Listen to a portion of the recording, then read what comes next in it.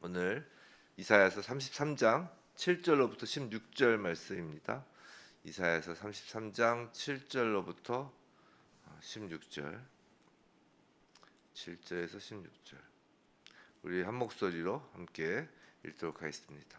보라, 그들의 용사가 밖에서 부르짖으며 평화의 사신들이 슬피 곡하며 대로가 황폐하여 행인이 끊어지며 대적이 조약을 파하고 성읍들을 멸시하며 사람을 생각하지 아니하며 땅이 슬퍼하고 쇠잔하며 레바논은 부끄러워하고 마르며 사로는 사막과 같고 바산과 갈멜은 나뭇잎을 떨어뜨리는도다.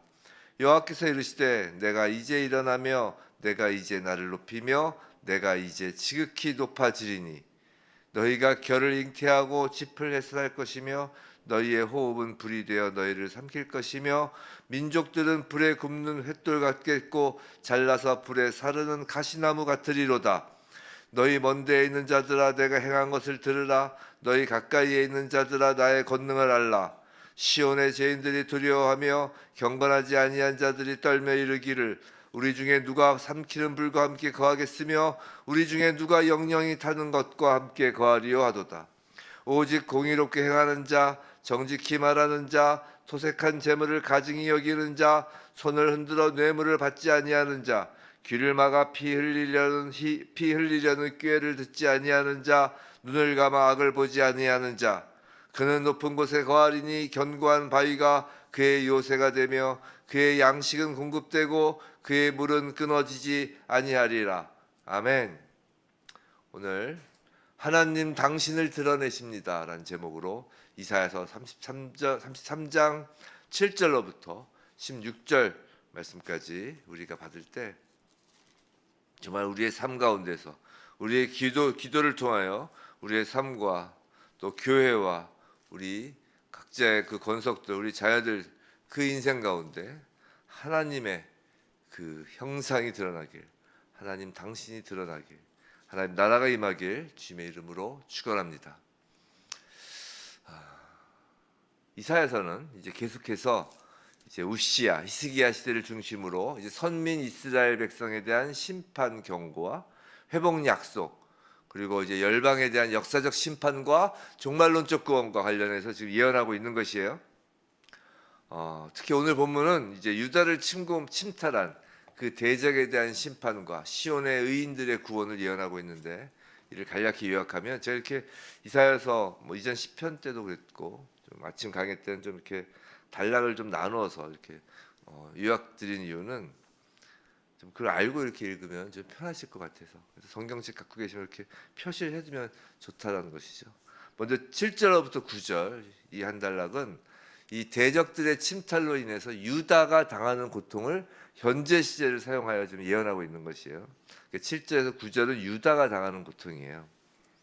그 다음에 이제 10절, 이 10절에서 확 전환이 되면서 이제 10절부터 13절은 하나님의 백성을 위하여 이제 유다의 대적들에 대한 심판, 즉 이것은 이제 대적들에 대한 심판을 이제 집행하실 것이라는 여호와의 말씀입니다.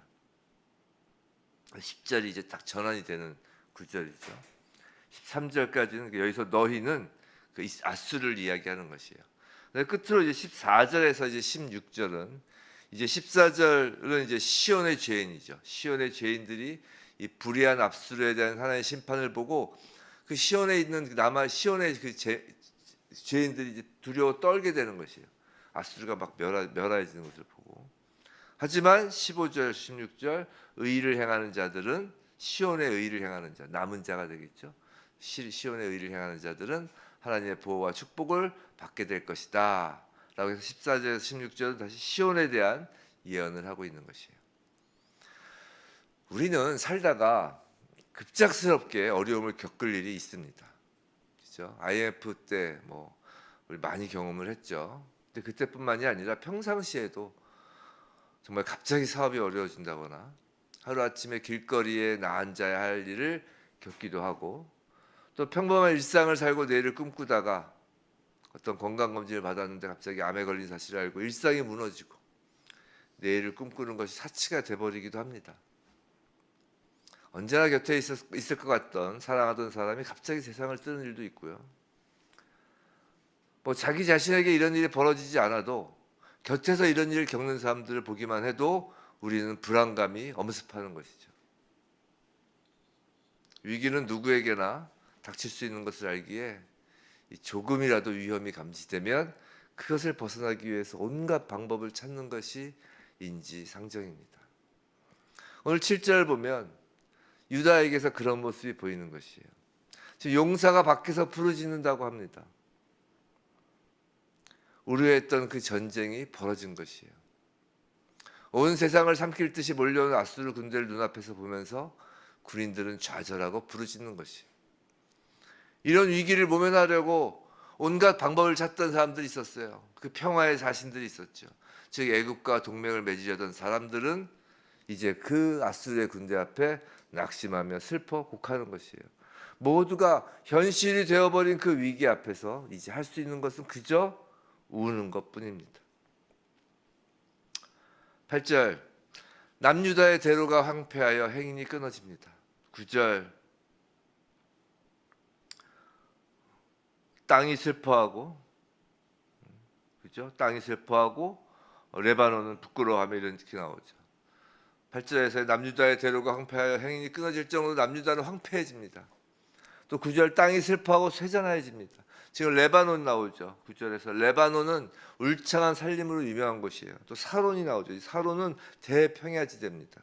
또 바산, 또 갈멜 이렇게 나오는데 이 역시 토양이 비옥하고 소출이 풍성한 곳으로 이스라엘 백성에게 없어서는 안 될 땅이었다고요.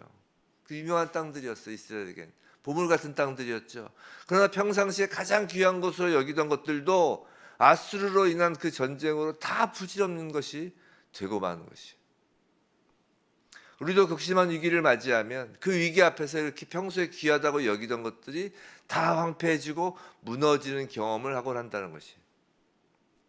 근데 인간이 실패한 바로 그때, 그 인간이 더 이상 소망이 없다고 절망하는 바로 그때가 하나님이 개입하시는 때예요. 10절이죠.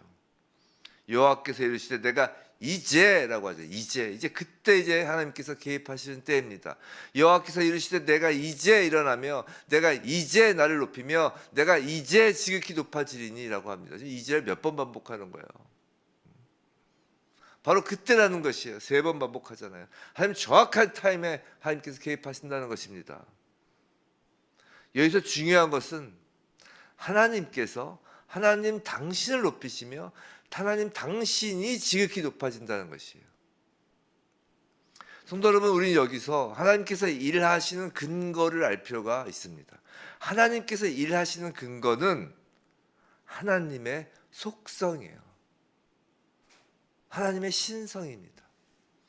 하나님의 모든 일하심은 하나님이 드러나시는 것과 관계가 있어요.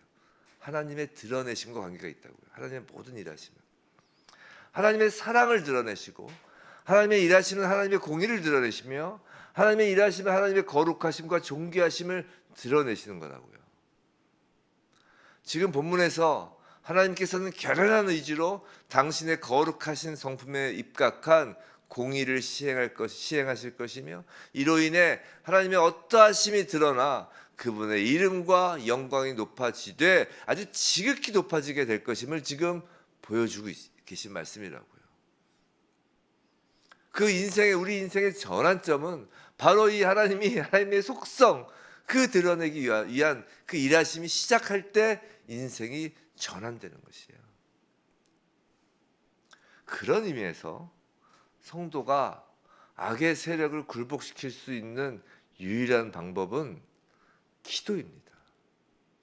자, 지금 아수르는 유다 스스로 노력으로는 도저히 물리칠 수 없는 대적이었어요. 자, 우리에게도 급작스럽게 닥치는 위기들 대부분도 스스로 노력으로 해결될 수 없는 것입니다. 그것이 죄로 인한 것이든 그것이 뭐 나의 죄로 인한 것이든 아니면 외부의 죄로 인한 것이든 어떤 그런 급작스럽게 닥치는 위기, 고난은 사실 우리 스스로의 노력으로 해결할 수 없는 것이에요. 죄를 인간이 해결할 수 없기 때문이죠. 그냥 미봉책만 한 것뿐입니다. 뭐 해결된 것처럼 근본적인 것이 해결되지 않죠. 자, 유다가 그 아수르의 그 대적 앞에서 취한 마지막 태도는 뭐였어요? 히스기야와 그 예루살렘 온 성읍의 예루살렘 성읍 주민들이 하나님께 엎드려 기도하는 것이었다고요. 그리고 유다가 한 마음으로 하나님께 엎드려 기도했을 때 놀라운 기적이 일어나죠. 아스르 그때 갑자기 괴멸되었기 때문이에요. 우리 지금 그걸 많이 봐왔잖아요. 지금 계속해서. 그런데 이 기도란 단순히 우리의 소원과 바람을 얻어내기 위한 수단이 아니라고요. 이 기도한다는 것 자체 한번 생각해 보세요. 우리가 하나님께 기도한다. 이 기도한다는 것 자체, 하나님 앞에 엎드린다는 것 자체가 무엇을 표현하는 거냐면 하나님께 대하여 하나님 당신의 그 모든 속성을 인정하고 복종한다는 의미를 담고 있는 거라고요. 즉 기도는 나의 소원이 아니라 하나님의 속성이 나의 인생 속에 나타나기를 구하는 것이라고요. 그럴 때 11절 12절 공의의 하나님은 당신의 자녀들을 죽이려고 덤벼들던 그 대적들을 불같은 진노로 태워버리시는 것이에요. 하나님의 그 속성으로 말미암아 말이죠. 13절 먼 데에 있는 자나 가까이 있는 자나 즉 모든 자가 하나님의 하나님 되심을 알게 하시는 거예요. 13절 그게 목적이에요. 너희 먼 데에 있는 자들아 내가 행한 것을 들으라. 너희 가까이 있는 자들아 나의 권능을 알라. 하나님께서 10절에서 그 하나님을 드러내시겠다. 이제 드러내시겠다라고 하나님께서 결연히 이제 일어나시고 그러고 나서 13절 그 11절 11절은 그 일하심이 나타나는 것이고 13절 그래서 먼 데 있는 자나 가까이 있는 자나 다 하나님을 알 것이다. 그거라고요. 14절 하나님의 백성이라고 하지만 하나님에 관하여 알지도 못하고 관심도 없었던 그 시온이지만 그 시온의 죄인들 그들은 하나님의 그 드러나심 앞에서 두려워한다라는 것이에요. 우리가 예수를 믿고 예수 이름으로 기도를 한다는 것이 무엇이에요? 똑같아요. 예수의 이름으로 기도한다는 건 바로 하나님의 속성이 드러나는 것에 근거하여 기도한다는 의미예요. 예수 그리스도가 누구세요? 하나님의 모든 속성, 하나님의 능력과 신성을 가지신 즉 하나님이시잖아요. 그래서 예수 이름으로 기도한다는 것은 예수가 드러나는 것이 기도의 근거가 된다는 의미예요. 근데 여기서 한 가지 더 예수는 또 누구신가요? 우리를 위하여 우리 인간의 모습을 취하신 분이잖아요. 그래서 예수의 이름으로 기도한다는 것은 우리 인간의 모든 질고를 아시고 경험하시며 대신 짊어지시는 그 대속물로서의 예수 그리스도를 우리 삶에서 드러내는 것이에요. 우리가 예수의 이름으로 기도할 때 우리 인생, 사람 인생에서는 그래서 악한 것이 드러나지 않게 되고 예수만 드러나게 되는 것이라고요. 15절 보세요. 오직 공의롭게 행하는 자, 정직히 말하는 자, 토색한 재물을 가증히 여기는 자, 손을 흔들어 뇌물을 받지 아니하는 자, 귀를 막아 피 흘리려는 꾀를 듣지 아니하는 자, 눈을 감아 악을 보지 아니하는 자. 자, 여기서는 지금 15절에서는 의인이 누구인지에 대하여 6가지를 제시하고 있어요. 마치 갈라디아서의 그 성령의 9가지, 거기서는 9가지라면 여기서는 6가지. 산상수훈에서 팔복 그런 것처럼 여기는 6가지를 제시하고 있다고요. 근데 인간 중에 그냥 의인인 자가 있나요? 없다는 것이에요. 오직 공의롭게 행하는 자가 있나요? 없다는 것이에요. 정직히 말하는 자가 있나요? 오직 없죠. 이 6가지 중에 인간 그 자체로 이런 의인은 없다는 것이에요. 예수가 드러나는 모습이죠. 그래서 성도 여러분 우리가 위기에 있을 때 예수의 이름으로 기도하세요. 예수의 이름으로 기도하면 단지 우리 소원을 들어주셔서 위기를 해결해 주시는 것 그 정도의 문제가 아니라 하나님의 일하심은 그 하나님의 일하심의 근거가 되는 예수가 드러나도록 하신다는 거예요. 기도하는 자에게. 그래서 기도하는 자는 예수가 드러나게 돼 있어요. 그리고 물론 16절 그 예수가 계신 높은 곳에 우리와 함께 하시고 우리로 하여금 함께 하게 하시고 견고한 바위 같은 그 예수 안에 우리를 감추시고 양식과 물이 끊어지지 않게 하시는 거예요. 사랑하는 성도 여러분, 우리가 인식하고 있든 그렇지 않든 마지막 때를 살아가고 있는 세대입니다. 오늘 본문에서 묘사되는 하나님의 심판을 보세요. 11절, 12절 무슨 말이 반복되나요? 너희 호흡이 불이 되어 너희를 삼킬 것이고 민족들은 불에 굽는 횃돌 같겠고 잘라서 불에 사르는 가시나무 같으리로다. 마지막 때 그 하나님의 심판 불을 지금 이야기하고 있다고요. 마지막 불 심판이 임하기 전에 성도인 우리에게도 아수라와 같은 절체절명의 위기의 시간들이 있다라는 것이에요. 그럴 때 우리가 의지할 분은 오직 예수 그리스도입니다. 우리가 지금 이 시대에 가장 중요하게 여기며 행할 것은 예수 이름으로 기도하는 것이에요.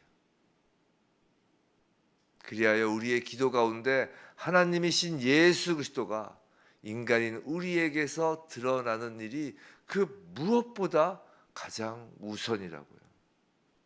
예수가 함께 하시고 예수가 우리의 반석이 되어주시며 예수가 우리의 공급자 되어주십니다. 예수보다 더 안전한 곳은 없어요.